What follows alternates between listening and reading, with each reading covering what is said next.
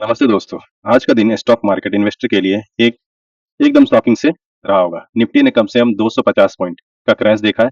Bank Nifty भी गिरा है और small cap mid cap index 1.5% से ज्यादा नीचे गिर चुका है। अचानक ये करेक्शन क्यों आया? क्यों ये लॉन्ग टर्म के लिए इम्पैक्ट दिखाएगा या कि शॉर्ट टर्म में ये पैनिक करेगा? और सबसे बड़ा इंपॉर्टेंट ये है कि आपको अब इसमें क्या करना चाहिए। इस वीडियो में हम आपको हर एक पॉइंट के डिटेल में समझेंगे। ग्लोबल ट्रिगर, टेक्निकल लेवल और पोर्टफोलियो मैनेजमेंट की स्ट्रैटेजी तक। इन तक जरूर देखिए क्योंकि ये एनालिसिस आपके पैसे को बचा सकती है। चलिए शुरू करते हैं। तो हम लोग आ गए निफ्टी के चार्ट के ऊपर। तो ऑलरेडी मैंने देखिए हमेशा मैं एक प्लॉट करके रखता हूँ कि जो भी आपका रेजिस्टेंस और सपोर्ट लेवल है उस चीज को आप ध्यान से देखिए कि जो भी ये पहले से ड्रॉ किया हुआ है और मार्केट क्या करता है उसी के आसपास देखिए यहाँ पर था। ऑलरेडी ये इस जगह पे रेजिस्टेंस आ गया। ऑलरेडी जो दूसरा है, ये जो हम लोगों ने एक सपोर्ट, यह एक सपोर्ट था, यहाँ पर आके मार्केट फिर से यहाँ से रिवर्स करता है। और सबसे इंपॉर्टेंट लेवल था ये लेवल। ये कौन सा लेवल है? 25,080 का। यहाँ पर मार्केट आके थोड़ा सा सस्टेन करता है लेकिन जैसे इसको ब्रेक करता है एक लंबा इसके एक डाउनफॉल देखने को मिल जाता है क्योंकि ये गैप भी भरा है।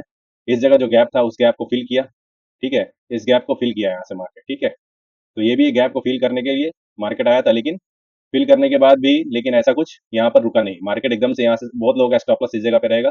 इस जगह स्टॉप लॉस अचानक से स्टॉप लॉस ट्रिगर हुआ रहेगा और मार्केट धड़ाम से नीचे की तरफ आ गया मार्केट। तो यहाँ पर आके भी मार्केट थोड़ा कंसोलिडेट कर रहा है इस जगह पे लेकिन अभी मुझे लगता है कि और यहाँ से नीचे आ सकता है।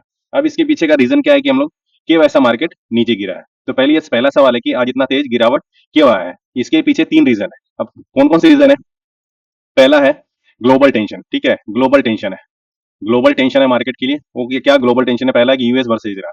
यूएस और ईरान का जो टेंशन है उसके कारण ये प्रॉब्लम हो रहा है। ठीक है, ये क्या यूएस और ईरान का क्या प्रॉब्लम है उसके ऊपर समझते हैं। क्योंकि क्या हुआ है कि मिलिट्री बेस के ऊपर जो जो खलीफा मिसाइल है उसने चलाया है जिसकी वजह से डाउ जोन्स करीब 400 पॉइंट नीचे आ गया था। ठीक है, और क्रूड ऑयल प्राइस जो है $5 प्रति बैरल के जंप हो गया है जिसके कारण क्या हुआ कि मार्केट में थोड़ा सा अनसर्टेनिटी हो गया जिसके कारण ये मार्केट थोड़ा सा नीचे की तरफ आया और ये सब चीजें हो गई है। ठीक है, तो ये हो सकता है कि इसके कारण पहला पहला रीजन तो ये है कि भाई इसमें ऐसा ऐसा ये प्रॉब्लम हुआ है। और दूसरा रीजन क्या है? एफआईएस का सेलिंग। फॉरेन इन्वेस्टर ने आज करीब 2200 करोड़ का शेयर बेचा है। आज समझ सकते हैं 2200 करोड़, 2200 करोड़, 2200 करोड़ का मतलब ये 2200 करोड़ का शेयर इन्होंने आज सेल कर दिया है। ठीक है, इसके कारण भी मार्केट यहाँ से नीचे आया है। ठीक है, तो और तीसरा कारण है टेक्निकल ब्रेकडाउन। 25,200, 25,200 का जो लेवल था, 25,200 था, इसको ये बीच नहीं कर पा रहा। ठीक है, 25,200 को 25,200 बीच नहीं कर रहा। ये टेक्निकल लेवल था, इसके कारण ऊपर भेजा, यहीं से आगे करेक्शन देखिए मार्केट यहाँ से गिरता। तो तीन बड़े कारण थे जिसके कारण मार्केट यहाँ से क्रैश हुआ है। ठीक है, अब सवाल ये है कि यह फॉल और नीचे कितना जाएगा। तो अगर यूएस से ईरान टेंशन, अगर जो यूएस और ईरान का टेंशन अगर क्लेम हो जाता है तो मार्केट रिकवर कर सकता है।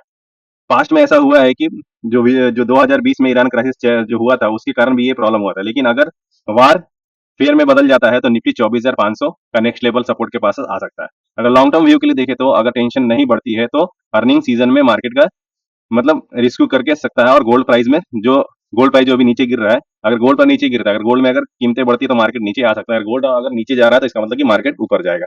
तो ये सब चीजें है कि जिससे मार्केट ऊपर नीचे क्यों कर रहा है। और दूसरा भी कि जो इन्फ्लेशन का डाटा आया हुआ है। ठीक है, अपना जो इन्फ्लेशन का डाटा आया हुआ है वो भी एक बहुत अच्छा, अभी मार्केट बंद होने के बाद ये एक डाटा आया हुआ है जो कि बहुत ही अच्छा पॉजिटिव है हमारे इंडियन मार्केट के लिए। क्या इन्फ्लेशन का डाटा?